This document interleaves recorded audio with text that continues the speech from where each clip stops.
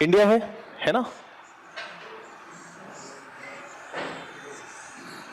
लग रहा है इंडिया जैसा थोड़ा बहुत? ठीक है।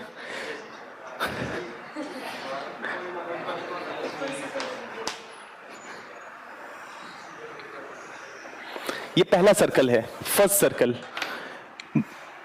भारत एवं विश्व। इसमें हम पहले सर्कल में क्या करेंगे कि भारत के जो भी पड़ोसी देश हैं उनको हम कवर करेंगे, जैसे पाकिस्तान, अफगानिस्तान, मालदीव्स, श्रीलंका, भूटान, बांग्लादेश, नेपाल, म्यांमार और चाइना।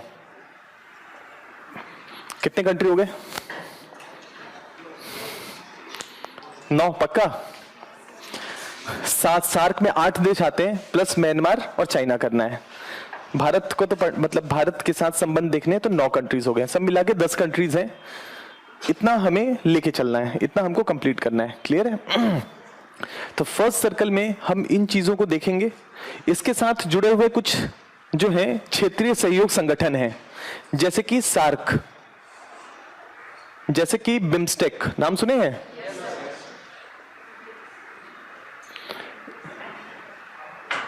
और कुछ BCIM है ना? ऐसे कुछ क्षेत्रीय संगठन जो इन सब देशों से जुड़े हुए हैं उसकी चर्चा करेंगे। ठीक है? इतना करने के बाद एक क्षेत्र रह जाता है, वो है हिंद महासागर का क्षेत्र, Indian ocean region, IOR। Hind महासागर में जो चुनौतियां हैं, जो अपॉर्चुनिटीज हैं, उसको लेके भारत क्या क्या प्रयास कर रहा है और क्या क्या चुनौतियां हैं, उसके लिए एक क्लास हम देखेंगे, बहुत डिटेल में करेंगे क्योंकि इंपॉर्टेंट सेक्शन है ये। इतना करने के बाद हम नेक्स्ट सर्कल में जाएंगे, वो है कि भारत के बगल में जो मेजर रीजन्स हैं, मेजर क्षेत्र जो कौन से हैं। यहां पर है वेस्ट एशिया, सेंट्रल एशिया, बताइए, और सेंट्रल एशिया और पश्चिमी एशिया हो गया, यहां आसियान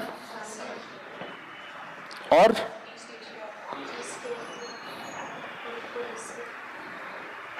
ऊपर रसिया। ठीक है, और कुछ और? यहां पर अफ्रीका भी है, तो हम अफ्रीका भी कवर करेंगे, क्योंकि अफ्रीका बहुत कारणों से जब चर्चा करूंगा तो उसमें आपको बताऊंगा कि अफ्रीका क्यों महत्वपूर्ण है। बीच बीच में डिस्कशन चलता रहेगा। तो एक अगला जो सर्कल है, जो भारत का एक्सटेंडेड नेबरहुड कह सकते हैं, कि थोड़ा आगे बढ़ के जो भारत का पड़ोस है, उसमें आपके पश्चिमी एशिया आते हैं, सेंट्रल एशिया के कुछ देश आते हैं, ईस्ट एशिया जिसमें कोरिया, जापान मुख्य रूप से आते हैं, आसियान कंट्री में 10 देश हैं, उसकी चर्चा करेंगे। 10 देश मतलब 10 देश नहीं करेंगे, 10 देश एक ब्लॉक के रूप में, आसियान एक क्षेत्र के रूप में करेंगे। इसके अलावा अफ्रीका करेंगे। ठीक है? अब इसके साथ जुड़े हुए जो भी संगठन हैं, कुछ और जो रीजनल ऑर्गेनाइजेशंस हैं जिसमें भारत मेंबर है, जैसे कि आसियान के साथ एक चर्चा क्वाड की चल रही है ना? तो क्वाड करेंगे। ईस्ट एशिया जब करेंगे तो एशिया अफ्रीका ग्रोथ कॉरिडोर करेंगे। भारत और जापान मिलकर किस तरीके से व्यवस्था चेंज करना चाहते हैं उसके बारे में देखेंगे। एशिया अफ्रीका ग्रोथ कॉरिडोर क्या है। इंडिया अफ्रीका जब करेंगे तो अफ्रीकन यूनियन देखेंगे, अफ्रीकन यूनियन के साथ भारत किस तरीके से प्रभाव बरकरार कर रहा है। वेस्ट एशिया जब हम देखेंगे तो भारत की एक पॉलिसी है कनेक्ट वेस्ट एशिया पॉलिसी, पश्चिम एशिया के लिए हमारी एक पॉलिसी है 2005 की, उसको हम देखेंगे। सेंट्रल एशिया जब हम करेंगे तो SCO करेंगे, संघाई कोऑपरेशन ऑर्गेनाइजेशन। ठीक है? तो इस तरीके से जो क्षेत्रीय संगठन इससे जुड़े हुए हैं, भारत के लिए महत्वपूर्ण है, वो सेकंड स्फीयर में हम कंप्लीट करेंगे। ठीक है? यहां तो कोई डाउट इस नहीं? सेंट्रल एशिया यहां है जिसमें कजाकिस्तान, किर्गिस्तान, तुर्कमेनिस्तान, उज्बेकिस्तान, ये सारे कंट्रीज आते हैं, चाइना और रशिया। मिडिल ईस्ट जो शब्द है ना, मिडिल ईस्ट, या आप इसको वेस्ट कहिए, दोनों एक ही मतलब है। भारत की नजर से देखेंगे तो पश्चिम की तरफ है, और ब्रिटेन की नजर से देखेंगे तो पूरब की तरफ है, और पूरब अगर जापान और भारत है तो पूरब के बीच में है ये मिडिल ईस्ट। तो अंग्रेज जो नॉमेनक्लेचर वेस्ट एशिया का करते हैं वो मिडिल ईस्ट करते हैं, और हम करते हैं तो वेस्ट एशिया करते हैं, क्योंकि हमारे पश्चिम में है। क्लियर है? कोई और सवाल? आगे बढ़े।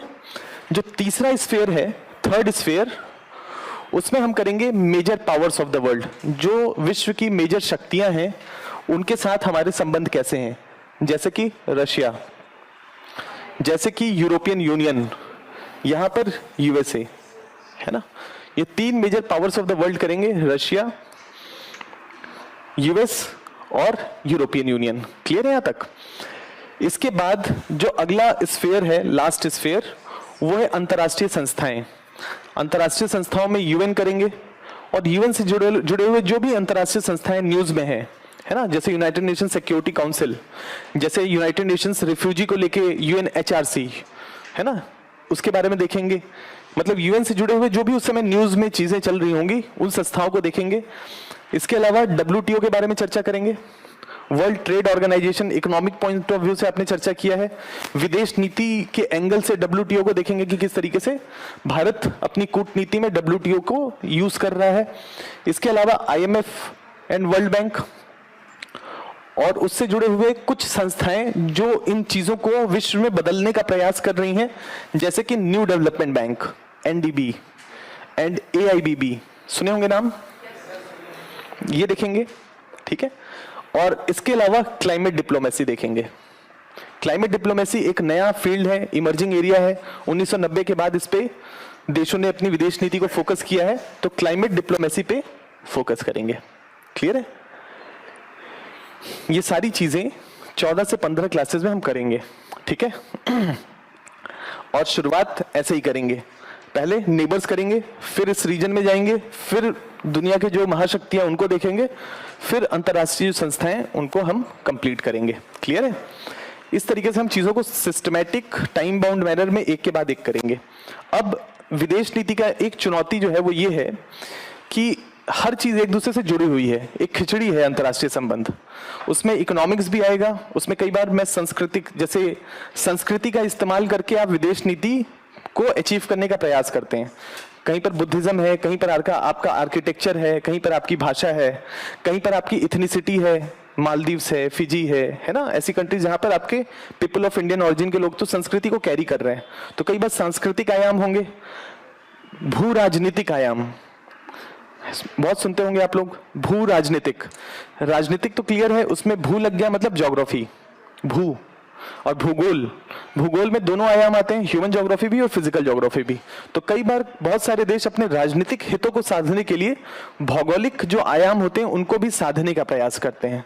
तो ज्योग्राफी की भी समझदारी होनी चाहिए। क्योंकि क्लाइमेट डिप्लोमेसी की बात करेंगे तो क्लाइमेट डिप्लोमेसी का मतलब है कि पर्यावरण का क्योटो प्रोटोकॉल मालूम होना चाहिए, पेरिस जो समझौता है उसमें क्या महत्वपूर्ण बातें हैं वो, आईएनडीसी क्या है, intended nationally determined contribution, America क्या कह रहा है, चीन किस तरह की नीतियों पे लेके तो मतलब पर्यावरण पे जो हम कर रहे हैं, है ना, national action plan on climate change सुने होंगे, NAPCC।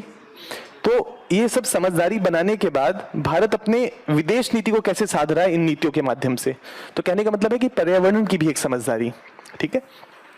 तो शुरू के 2 क्लासेस में देखिए क्या होगा, मतलब मैं पहले ही उस चीज को आगाह कर देता हूं कि शुरू के 2 क्लासेस में मैं आपको पूरा ओवरव्यू दूंगा कि जितनी चीजें हैं ना इन सब के बारे में थोड़ा बताऊंगा, ताकि जब हम भारत पाकिस्तान कर रहे हो तो उसमें यूएन की भी भूमिका आएगी, उसमें अमेरिका की भी भूमिका आएगी, उसमें रूस की भी भूमिका आएगी, उसमें हो सकता है चीन की भी भूमिका आए। तो जब मैं आपको डिटेल में समझाऊं तो एक आपका बैकग्राउंड तैयार हो कि हाँ ये शब्द नया नहीं है, मैंने सुना हुआ है। जब मैं एनपीटी की बात करूंगा, है ना, न्यूक्लियर डिप्लोमेसी की बात करूंगा, तो न्यूक्लियर डिप्लोमेसी में सीधे मैं ये नहीं बताऊंगा कि भारत का आज का क्या पोजीशन है। उससे पहले आपको एक मालूम होना चाहिए कि पहले क्या हुआ है। 1968 या 70 के दशक में ऐसे क्या स्थितियां या परिस्थितियां बनी थी कि भारत को एनपीटी नहीं साइन करना पड़ा था। एक बैकग्राउंडर होना चाहिए, सिर्फ ये नहीं कि एनपीटी नहीं साइन किया है, एक बैकग्राउंडर, ताकि कई बार एसर्शन रीजनिंग वाले जो सवाल आते हैं उसमें आपको समझदारी हो, ये कारण था कि नहीं समझ पाए, समझ रहे हैं, या एक ये कारण था कि हम नहीं साइन किए थे उस अंतर्राष्ट्रीय संबंध में। वो जो अंतर्राष्ट्रीय परिदृश्य बन रहा था तो उस दुनिया में हम कहीं अलग थलग थे एनपीटी में, लेकिन उसमें हमारा देश हित था। वो ऐसे क्या कारण थे, तो मुझे हर चीज थोड़ा आपको बताना पड़ेगा। तो इमेजिन करिए कि जो मैं 15 क्लास में आपको पढ़ाऊंगा और थोड़ा बताऊंगा तो सीमित ही बताऊंगा, समझ रहे हैं। लेकिन जब 15 क्लास हो जाएगा तब आप उस चीज को अप्रिशिएट कर पाएंगे कि वो 2 क्लास महत्वपूर्ण था अगले 13 क्लास को समझने के लिए, ठीक है। तो शुरू में 2 दिन, आज और अगला नेक्स्ट क्लास, वो थोड़ा तेज चलेगा, गाड़ी ऐसे लगेगा कि बहुत तेजी से भाग रही है।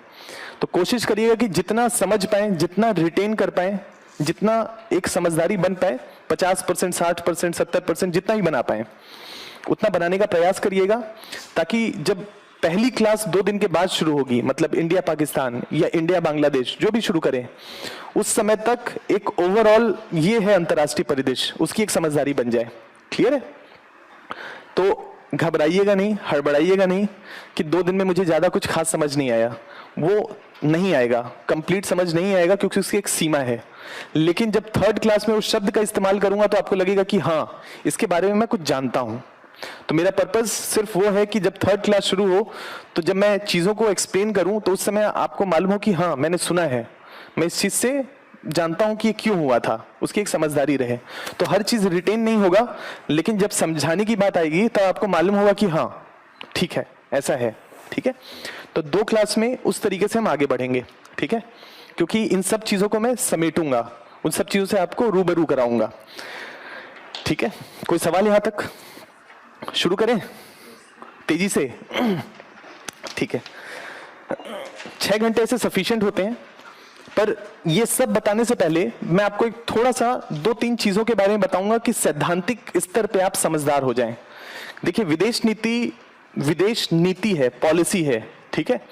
और एक अच्छी बात यह है, पूरे इस जितने भी पॉलिसी मेकिंग हो रहा है हमारे देश में, इकोनॉमिक पॉलिसी, कल्चरल, जितने भी सांस्कृतिक आयाम है, सोशल आयाम है, जिसमें भी पॉलिसीज बन रही हैं, उसमें एक अच्छी बात यह है कि विदेश नीति में निरंतरता देखी जा रही है। निरंतरता का मतलब है सरकारें आ रही हैं, जा रही हैं, लेकिन एक व्यक्ति जिस काम को जहां छोड़ रहा है, अगली सरकार उसको आगे लेके जाने का काम कर रही है, मतलब उसमें निरंतरता है। ऐसा नहीं कि ये गलत है, अब ये नहीं मानेंगे, अब हमारी नीति इससे हट के होगी, समझ रहे हैं? उसमें एक निरंतरता देखी जा रही है। तो आप कह सकते हैं कि विदेश नीति एक प्रकार से राष्ट्रीय नीति की तरह है, जिसमें बदलाव सीमित है, सरकारें आती हैं और पीछे जितने काम हुए उसको आगे बढ़ाने का वो महत्वपूर्ण काम कर रही हैं। क्लियर है यहां तक? मतलब इतना, मतलब इस लाइन से समझदारी रखिएगा कि मेरा जो समझदारी का लेवल है विदेश नीति में, वो है कि सरकारें आती जाती रहेंगी, लेकिन उसमें निरंतरता का पुट होगा। उसमें हर सरकार दूसरे सरकार के द्वारा जो कदम उठाए गए हैं उसको आगे ले जाने का प्रयास करेगी। जैसे मान लीजिए अभी जो करंट गवर्नमेंट है, हो सकता है कि नेक्स्ट टाइम, अगले साल इलेक्शंस हैं, वो ना आए, लेकिन विदेश नीति में वो जहां तक लेके गए हैं उससे अगली सरकार आएगी, उसको आगे ले जाने का काम करेगी। जैसे मान लीजिए कि अमेरिका, यूएस अमेरिका का जो न्यूक्लियर डील हुआ था 2005 में, एक एग्जाम्पल के रूप में आपको बता रहा हूं। उस डील को जो आज करंट में जो सरकार है, उसने बहुत सबसे ज्यादा विरोध करने वालों में वो थे। वो कंप्लीटली विरोध कर रहे थे कि देश जो है पूरी तरह से गिरवी हो जाएगा, अमेरिका का सब कुछ, और वही आज उस नीति को और आगे ले जाने का काम कर रही है। तो कहने का मतलब है कि पॉलिटिक्स अपनी जगह है, लेकिन जब आप चीजों को समझेंगे, अप्रिशिएट करना शुरू करेंगे विदेश नीति में, तो आपको लगेगा कि यहां पर एक निरंतरता देखी जा रही है। ठीक है, उसको मैं एग्जाम्पल्स के माध्यम से भी एक्सप्लेन भी करूंगा। इसका यह मतलब है कि थोड़ा सैद्धांतिक स्तर पर हमको समझदार होने की जरूरत है कि किस तरीके से विदेश नीति बनती है, उसके कारक कौन कौन से हैं, कौन कौन से कारक प्रभावित करते हैं। अगर कुछ कारक प्रभावित करते भी हैं तो क्या कुछ सिद्धांत हैं, कुछ उद्देश्य हैं हमारे विदेश नीति के, उन उद्देश्य को पूरा करने के लिए हम क्या क्या कर रहे हैं, उन सब चीजों को समझेंगे और उसके बाद फिर हम एक एक तरीके से एंटर करेंगे। मेरा अप्रोच ये रहेगा आज अगले 2 क्लासेस का कि मैं पहले आपको थोड़ा सा बताऊंगा उद्देश्य क्या है, हमारी विदेश नीति का उद्देश्य क्या है और क्या कारक हैं जो विदेश नीति को प्रभावित करते हैं। ठीक है, एक ये डिस्कस करेंगे। दूसरा हम डिस्कस करेंगे कि 1950 से लेके या 47 से लेके 2018 तक विदेश नीति में क्या कुछ अलग अलग फेजेस आए हैं, कुछ बदलाव देखे गए हैं। बदलाव का मतलब है कि क्या कभी यथार्थवादी रहा, क्या कभी उसमें उसकी जगह आदर्शवाद ज्यादा हावी रहा, कुछ ऐसा फेज रहा, क्या आदर्शवाद और यथार्थवाद दोनों को हम साथ में लेके चल रहे हैं विदेश नीति में। तो हम कोशिश करेंगे कि अलग अलग फेजेस में, जैसे कि 1947 से 62 तक का एक फेज, 62 से 71 तक का एक फेज विदेश नीति के अंदर, 71 से लेके 1989 तक का एक फेज, 89 से लेके जो है आपका जो करंट गवर्नमेंट है वहां तक का एक फेज, और मतलब 2014 तक का, 2014 से अभी जो सरकार रही उसकी क्या चीजें आई हैं। इस तरीके से हम 6-7 फेजेस में विदेश नीति को देखेंगे। तो अगले 2 क्लासेस में एक तो कारक और उद्देश्य पे चर्चा करेंगे, और दूसरा 1947 से लेके करंट 2018 तक हमारी विदेश नीति कौन कौन से फेजेस से होकर गुजरी है उसको समझेंगे।